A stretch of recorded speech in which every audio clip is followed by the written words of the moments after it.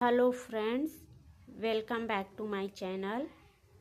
Friends, अभी तक मैं आपको कटिंग सीधा अस्तर में ही काट करके ब्लाउज में फिनिशिंग करने के बाद सिलाई करके बता रही थी, लेकिन मैं अब आपको ड्राफ्टिंग करना, कॉपी बनाना और इन सभी को कॉपी में किस तरीके से नोट करेंगे आप लोग और नोट करके किस तरीके से सिलाई सीखेंगे, इसकी भी आप जानकारी आप लोगों से साझा करूंगी। आप एक कॉपी बना लीजिएगा और जितना भी मैं सभी साइज का एक एक करके आपको ड्राफ्टिंग और कॉपी में नोट करना सिखाने वाली हूँ। आप उसे कॉपी में एक एक करके लिखते जाइए। इससे आपको ब्लाउज की कटिंग और स्टिचिंग सिलाई सीखने में बहुत ही आसानी रहेगी। आइए अब मैं आपको ये कटिंग की पहले नोट करा लेती हूँ और नोट कराऊंगी उसे आप पहले वीडियो देख लीजिएगा और कॉपी बना लीजिएगा एक, और आप तुरंत ही उसे डाउनलोड करके लिखते जाइएगा। चलिए आइए, मैं आज आपको 32 साइज 4 टक्स ब्लाउज की ड्राफ्टिंग करना सिखा रही हूँ। सबसे पहले आप इसे कॉपी में नोट कीजिएगा। मैं आज आपको 32 साइज का 4 टक ब्लाउज ड्राफ्टिंग करना बता रही हूँ। सबसे पहले हम लोगों का कंधा देखिए। कंधा है हम लोगों का 10 इंच। तो जितना हम लोगों का कंधा रहता है, कंधे के नाप का आधा लेंगे। तो 10 इंच यदि शोल्डर है हम लोगों का, तो 10 का आधा कितना हो जाएगा? 5 इंच। देखिए, हमने यहाँ पे शोल्डर पीछे के भी भाग में शोल्डर 5 इंच लिया है, क्योंकि ये कपड़ा डबल फोल्ड है। डबल फोल्ड रहता है तो शोल्डर का आधा हम लोग लेंगे। तो ये जब हम लोग डबल फोल्ड को हटाएंगे तो जो 5 इंच का शोल्डर हम लोगों को दिख रहा है वो आराम से 10 इंच हो जाएगा। तो हमने आगे भी 5 इंच लिया हुआ है और पीछे भाग में भी 5 इंच लिया हुआ है। जितना शोल्डर रहता है उसका आधा लेना है। सबसे पहले पॉइंट शोल्डर का ये नोट कर लीजिए। दूसरा देखिए, लंबाई हम लोगों की ब्लाउज की लंबाई है 13 इंच। तो बैक पार्ट मतलब पीछे के भाग में यदि 13 इंच टोटल ब्लाउज की लंबाई है तो उसमें आधा इंच ऊपर सिलाई में दब जाएगा और आधा इंच नीचे सिलाई में दब जाएगा। तो हम लोगों को 13 का में 1 इंच प्लस कर देना है। तो जो सिलाई मार्जिन में दबेगा उसके बाद हम लोगों का तैयार हो जाएगा टोटल सही लंबाई। तो 13 इंच हम लोगों की लंबाई है, तो उसमें हम लोग 1 इंच प्लस कर देंगे तो 14 इंच हम लोगों का लंबाई हो जाएगा पीछे का। देखिए, हमने पीछे के लिए 14 इंच पे इस तरीके से लंबाई का निशान लगा लिया है। पीछे भाग की सिलाई में, पीछे पार्ट में 14 इंच लंबाई लेना है। और अब मैं आपको फ्रंट पार्ट,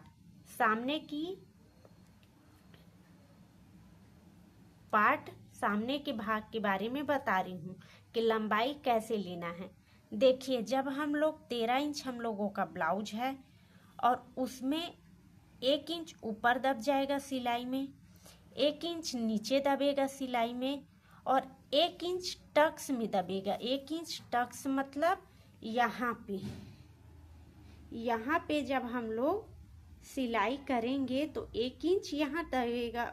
जब हम लोग इसे फोल्ड करते हैं तो आधा इंच इस तरफ मुड़ता है, आधा इंच इस तरफ मुड़ता है, तो ये टोटल यहाँ पे कितना दब जाएगा? 1 इंच। तो इस तरीके से देखिए, आधा इंच ऊपर दब रहा है, आधा इंच नीचे दब रहा है और 1 इंच टक्स के कारण बीच में दब रहा है। तो हम लोगों को 13 + 2 बराबर 15 इंच में सामने की लंबाई लेनी है। इस तरीक़ा से हमने 15 इंच में लंबाई ले लिया है सामने का। पीछे का देखिए, पीछे के भाग में 14 इंच लिया है और सामने के भाग में 15 इंच ले लिया है। आप लोगों को शोल्डर समझ में आ गया होगा। अब आप लोगों को लंबाई समझ में आ गई। अब मैं आप लोगों को सीना के बारे में बता रही हूँ। सीना, चेस्ट है हम लोगों का 32 इंच। अब 32 इंच में पीछे के भाग को कैसे कट करना है देखिए। सीना का चौथा भाग, तो 32 हम लोगों का सीना है, तो उसका चौथा भाग कितना होगा? 8 इंच। 8 गुणित 4 बराबर 32। सीना का चौथा भाग प्लस सिलाई मार्जिन। तो आप सिलाई, आपकी इच्छा है कि आप 1 इंच मार्जिन छोड़ोगे या 1.5 इंच मार्जिन छोड़ोगे। मैं आपको बताने के लिए अभी 1 इंच मार्जिन छोड़ रही हूँ। तो जितना हम लोगों का सीना का चौथाई भाग लेना है और 1 इंच हम लोगों की सिलाई मार्जिन, तो टोटल इसमें कितना हो गया हम लोगों का? सीना 9 इंच है ना। तो हम लोग पीछे की भाग कट करेंगे। तो यहाँ से ले करके जो हम लोगों का सीना रहेगा, यहाँ से यहाँ तक के हम लोग 8 इंच में, पहले तो 8 इंच इस तरीके से यहाँ से यहाँ की दूरी हम लोग कितना लेंगे? 8 इंच। 8 इंच लेंगे है ना, प्लस इसमें 1 इंच सिलाई मार्जिन हो जाएगा। ये हो गया हम लोगों का पीछे का। अब ये देखिए, सीना में सामने के भाग को कैसे कट करना है। सीना में हम लोग अब सामने के भाग को कैसे कट करेंगे। सीना का चौथाई भाग प्लस सिलाई मार्जिन, और हमेशा देखना सिलाई मार्जिन के बाद हम लोग पीछे से सामने के भाग को हमेशा ही 1 इंच, 1.5 इंच और साइज अनुसार 2 इंच एक्स्ट्रा कपड़ा रखते हैं, क्योंकि पीछे के भाग से सामने का भाग उभरा हुआ होता है, जिससे इसमें यदि कपड़ा आप ज़्यादा पीछे के भाग से सामने के भाग में ज़्यादा रखोगे तो आपका फिटिंग बहुत ही अच्छा आता है। आप लोगों ने देखा होगा, मैं अपने ब्लाउज की कटिंग इसी तरीके से करती हूँ और फिटिंग भी बहुत अच्छी आती है। तो सीना का चौथा भाग कितना हो गया? 8 इंच 32 का। 1 इंच हमने सिलाई मार्जिन, देखिए इसमें भी सिलाई मार्जिन कितना लिए हैं? 1 इंच लिए हैं। तो यहाँ भी सिलाई मार्जिन कितना लेंगे? 1 इंच, और प्लस 1.5 इंच एक्स्ट्रा कपड़ा। तो हम लोगों को 8, एक 9 इंच हो गया, और यहाँ पे 10 इंच और ये आधा, तो 10.5 इंच। मतलब कि हम लोग यहाँ से सीना के लिए जब यहाँ से यहाँ तक के कपड़ा कट करेंगे तो 8 इंच इसमें भी हम लोग सीना का चौथाई भाग हो गया। 1 इंच सिलाई मार्जिन हो गया, और यहाँ पे देखिए 1.5 इंच एक्स्ट्रा कपड़े हमने दिए हैं। इससे सिलाई का फिटिंग बहुत ही अच्छा आएगा। तो देखिए यहाँ पे हमने सिर्फ चौथाई भाग लिया है सीने का, और 1 इंच पीछे भाग में सिलाई मार्जिन बस लिया है, जबकि हमने सामने के भाग में 1 इंच सीना का चौथाई इंच, 1 इंच सिलाई मार्जिन और 1.5 इंच एक्स्ट्रा कपड़ा बढ़ाया हुआ है। अब आपको शोल्डर समझ में आ गया, लंबाई समझ में आ गया, सीना समझ में आ गया। अब मैं आपको कमर के बारे में समझा रही हूँ। कमर है हम लोगों का 28 इंच, वेस्ट है हम लोगों का 28 इंच। अब इसमें पीछे के भाग को कैसे कट करना है देखिए। कमर का चौथा भाग कितना है? 7 चौक 28 है ना। तो कमर का चौथा भाग है 7 इंच। इसमें टक्स, पीछे में ये जो हम लोग टक्स दे रहे हैं ना, ये टक्स दे रहे हैं, तो आधा इंच यहाँ रहेगा, आधा इंच यहाँ रहेगा, तो कितना लग जाएगा इसमें? 1 इंच। तो यही है टक्स कितना लगेगा 1 इंच। और सिलाई मार्जिन हमने यहाँ पे कितना लिया हुआ है 1 इंच, है ना। सिलाई मार्जिन हमने यहाँ पे कितना लिया हुआ है 1 इंच। तो देखिए कमर का चौथाई भाग हो गया 7, टक्स के लिए पीछे में लिए हैं 1 इंच, तो टोटल हो गया 8 और 1 इंच सिलाई मार्जिन। तो यहाँ पे कितना आ गया 9 इंच। देखिए हमने कमर में भी हमारा 9 इंच आ रहा है और ये सीना में भी हमारा 9 ही इंच आ रहा है। इसी तरीके से हम लोग सिलाई करेंगे। ये देखिए वेस्ट कमर जो है हम लोगों का 7 इंच लंबाई हो रहा है, 7 इंच कमर के लिए ले रहे हैं, 1 इंच ये टक्स के लिए लिए रहे हैं, तो 7 और 1 8। और यहाँ पे एक्स्ट्रा मार्जिन तो ये हो गया हम लोगों का 9 इंच, है ना। तो ऊपर भी सीना साइड 9 इंच आ गया, इसमें भी 9 इंच ही आ रहा है। पीछे की भाग आप लोगों की कटिंग समझ में आ गई है। अब सामने का भाग देखिए, सीना का सामने की कटिंग करेंगे। कमर का चौथा भाग, तो कमर 28 इंच है तो उसका चौथा भाग। टक्स, ये जो टक्स है ना, ये जो टक्स है इसमें 1 इंच, इसमें 1 इंच, तो ये टक्स का 1 इंच। 1 इंच सिलाई मार्जिन, ये जो सिलाई मार्जिन है, ये जो सिलाई मार्जिन है वो है 1 इंच। और एक्स्ट्रा 1.5 इंच, ये जो एक्स्ट्रा बढ़ा करके हम लोग कपड़ा लिए हैं वो 1.5 इंच। तो 7, 1 8, 1 9, 1 10 और 1 10.5। तो हम लोगों का कमर भी आ गया 10.5। देखिए हम लोग यदि हम लोग सीना का देखेंगे तो सीना में पीछे का भाग आ रहा है 9 इंच और इसमें कमर में भी कमर में भी पीछे का भाग आ रहा है 9 इंच। सीना में सामने का भाग आ रहा है 10.5 इंच और इसमें भी कमर का भाग आ रहा है 10.5 इंच। मैं इसी तरीके से कपड़ा कट करके सिलाई करती हूँ। मेरा वीडियो आपने देखा है, बहुत ही अच्छी फिटिंग आती है। इसे मैं आपको अभी कॉपी में नोट करने के लिए बता रही हूँ, आप कॉपी में नोट कर लीजिएगा। फिर इसकी मैं कटिंग करके स्टिचिंग पूरा सिलाई के साथ भी एक वीडियो बनाऊंगी। अब इसके बाद देखिए हमने कंधा समझ लिया है, लंबाई समझ लिया है, सीना समझ लिया, कमर समझ लिया। अब हम लोग गला समझेंगे। गला हमने सामने का लिया है, गले सामने की गहराई है 6 इंच। हमने सामने के भाग में देखिए, हमने सामने के भाग में गले की गहराई कितना में काटे हैं 6 इंच।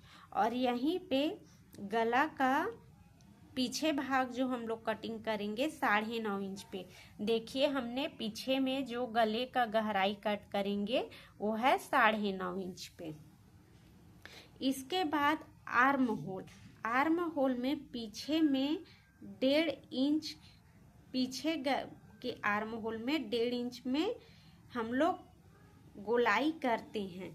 देखिए ये जो हम लोगों का पीछे का भाग है, पीछे का भाग है, इसमें ये जो हम लोग गोलाई करते हैं उसे 1.5 इंच में 1 इंच और आधा 1.5 इंच में बिंदु में मार्जिन करने के बाद गोलाई करते हैं। और आर्म होल के सामने में 1 इंच के नाप से गला कट करते हैं। देखिए ये जो आर्म होल है यहाँ पे हम लोग यदि पीछे के गोलाई लेते हैं तो कितना में लेते हैं 1.5 इंच में लेते हैं, लेकिन यहीं पे यदि हम लोग सामने के गला को कट करेंगे तो आधा इंच डाउन कर देते हैं। मतलब यहाँ से यहाँ की दूरी कितना रहेगी 1 इंच रहेगी। इसी को पीछे हम लोग आर्म होल में पीछे गोलाई कट करते हैं 1.5 इंच में और आर्म होल में सामने के भाग को गोलाई में कट करते हैं 1 इंच में। इससे आधा इंच इसके सामने वाले को कम करते हैं। अब मुख्य बिंदु, मुख्य बिंदु किसे कहते हैं बताती हूँ।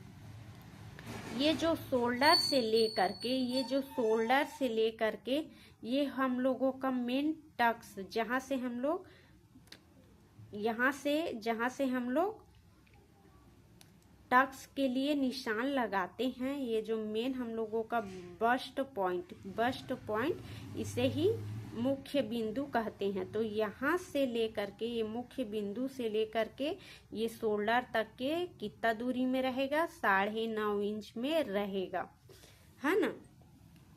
तो मुख्य बिंदु कंधा के लिए जो लाइन लिए हैं, ये जो हम लोग कंधे के लिए जो लाइन लिए हैं, है ना, शोल्डर के लिए जो लाइन लिए हैं,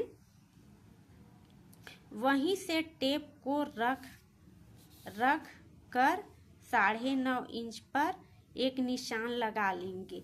ये जो शोल्डर से हम लोगों ने निशान लगाया है, यहीं से हम लोग टेप को रख लेंगे और इस तरीके से नापेंगे। जहाँ पे 9.5 इंच आएगा, ये देखिए, जहाँ पे 9.5 इंच आएगा वहीं पे एक बिंदु का निशान कर लेंगे। इसी बिंदु को ही मुख्य बिंदु या फिर बस्ट पॉइंट कहा जाता है। अब आप लोगों को मुख्य बिंदु भी समझ में आ गया है ना। अब इससे हम लोग टक्स कैसे निकालते हैं, टक्स अब समझिए। मुख्य बिंदु बस्ट पॉइंट, ये रहा मुख्य बिंदु बस्ट पॉइंट, है ना। तो मुख्य बिंदु बस्ट पॉइंट से टक्स की दूरी 1.5 इंच रहेगी। ये देखो मुख्य बिंदु है ये, है ना, और ये चारों क्या है, ये चारों टक्स है। तो मुख्य बिंदु से इन टक्स की दूरी 1.5 इंच रहेगी। मतलब ये मुख्य बिंदु से इसकी दूरी 1.5 इंच है, ये मुख्य बिंदु से इसकी दूरी 1.5 इंच है, ये मुख्य बिंदु है, इससे इसकी दूरी 1.5 इंच है, और ये मुख्य बिंदु है, इससे इसकी दूरी 1.5 इंच रहेगी। पहला पॉइंट आप लोगों को समझ में आ गया। दूसरा देखिए, सभी टक्स की आपस में दूरी 2 इंच रहेगी। ये जो टक्स है, तो ये क्या बोल रहा है, सभी टक्स की, मतलब सभी टक्स की आपस में दूरी 2 इंच रहेगी। मतलब देखिए, टक्स की आपस में दूरी, मतलब ये भी टक्स है, ये भी टक्स है, ये भी टक्स है, ये भी टक्स है, मतलब इससे इसकी दूरी 2 इंच, इससे इसकी दूरी 2 इंच, इससे इसकी दूरी 2 इंच, और इससे इसकी दूरी 2 इंच रहेगी। मुख्य बिंदु से टक्स की दूरी 1.5 इंच और टक्स से टक्स की आपस में दूरी 2 इंच रहेगी। आई होप आपको ये समझ में आ रहा है, इसीलिए मैं आपको एक एक चीज लिख करके बता रही हूँ, ताकि आप कॉपी में इस सब को नोट कर ले और अच्छे से समझ लीजिएगा और आपकी सिलाई में हेल्पफुल रहेगी। पहला पॉइंट टक्स का समझ में आ गया, दूसरा पॉइंट समझ में आ गया। अब तीसरा पॉइंट देखिए, तिरछी पट्टी से लगी टक्स को, तिरछी पट्टी से लगी टक्स, मतलब कि ये देखिए, यहाँ पे हम लोग तिरछी पट्टी या फिर बेल्ट, मतलब ये मुख्य बिंदु या फिर इसे मुख्य बिंदु या मुख्य टक्स, तिरछी पट्टी से लगी टक्स, या फिर इसे हम लोग बोल सकते हैं मुख्य टक्स, मुख्य टक्स या फिर तिरछी पट्टी, है ना। तो इससे लगी टक्स को 1 इंच पर निशान लगाकर सिलाई करेंगे, है ना। तो ये जो है, ये हम लोगों का मेन पॉइंट रहेगा। तो इससे इसकी दूरी क्या रहेगी, 1 इंच रहेगी। तो ये वाला जब हम लोग मोड़ेंगे तो इस तरफ 1 इंच निशान लगा लेंगे। तो यहाँ से यहाँ की दूरी रहेगी 1 इंच, और यहाँ से ये ऊपर में आ जाएगा और यहाँ से यहाँ नीचे में आ जाएगा। तो 1 इंच इधर दब गया, 1 इंच इधर दब गया, मतलब यहाँ पे कितना दब गया, 2 इंच, है ना। तो मुख्य तिरछी पट्टी से लगी टक्स को 1 इंच पर निशान लगाकर सिलाई करें, मतलब कि इसे 1 इंच पर रख करके सिलाई करनी है। तो यहाँ से यहाँ की दूरी 2 इंच दब जाएगी। अब ये देखिए आखिरी वाला, हुक से लगी टक्स, मतलब ये वाला जो है हम लोगों का हुक साइड है। हम लोगों ने देखिए इसमें नहीं छोड़ा है हुक के लिए, पीछे वाली साइड में हुक के लिए भाग नहीं छोड़े हैं, और सामने वाले में आधा इंच हुक के लिए हम लोग एक्स्ट्रा भाग छोड़े हैं, है ना। तो हुक से लगी टक्स की दूरी आधा इंच में मार्क कर लेंगे और फिर सिलाई करेंगे। तो आधा इंच इधर दबेगा, आधा इंच इधर दबेगा, तो ये दब जाएगा 1 इंच। इसमें 2 इंच दबेगा, 1 इंच ऊपर 1 इंच नीचे, तो ये 2 इंच दबेगा। और इसमें आधा इंच ऊपर आधा इंच नीचे, मतलब 1 इंच इसमें दबेगा, 1 इंच इसमें दबेगा और 1 इंच इसमें दबेगा। ये तीनों में आधा आधा इंच पर निशान लगा करके सिलाई करेंगे। इसमें आधा इंच, इसमें आधा इंच, इसमें आधा इंच में निशान लगाकर सिलाई करेंगे और पूरा टोटल यहाँ से यहाँ की दूरी होगी 1 इंच, है ना। तो हुक से लगी टक्स, आर्म होल से लगी टक्स, मतलब ये आर्म होल से लगी टक्स, हुक से लगी टक्स, आर्म होल से लगी टक्स, सिलाई लाइन में लगी टक्स, मतलब यहाँ पे हम लोगों की सिलाई लगेगी मेन फिटिंग की, तो सिलाई लगा लाइन से लगी टक्स, है ना। इन तीनों को आधा इंच की दूरी में निशान लगाकर सिलाई करें। ऊपर आधा इंच दबेगा, नीचे आधा इंच दबेगा, बराबर 1 इंच दबेगा, मतलब कि इन तीनों को आधा आधा इंच में निशान लगाकर सिलाई करेंगे तो 1 इंच दबेगा। आई होप मैंने आप लोगों की पूरी कॉपी तैयार करने के लिए इस तरीके से ड्राफ्टिंग करके और अच्छे से लिख करके समझाई हूँ। इस तरीके से यदि आप कॉपी में लिखोगे, नोट करते जाओगे तो नहीं भूलोगे। इसकी मैं आपको कटिंग भी बताऊंगी। प्लीज़ चैनल को लाइक सब्सक्राइब ज़रूर कर दीजिएगा। Thank you for watching.